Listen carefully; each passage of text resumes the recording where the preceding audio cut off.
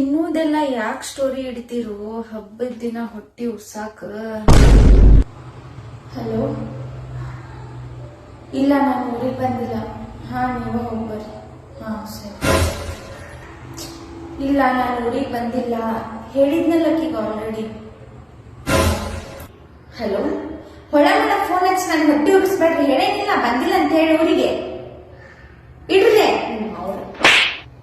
Hello ಮಾ. ಹಾ, ಏನ ಹೋಳ್ಗಿ ಮಾಡಿ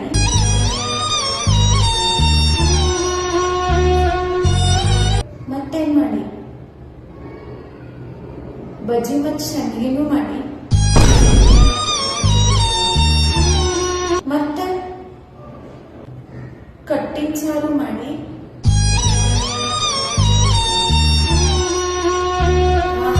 ಆಯ್ತು ತಗೋ, ನಾನು ಆಮೇಲೆ ಹಚ್ತೇನೆ.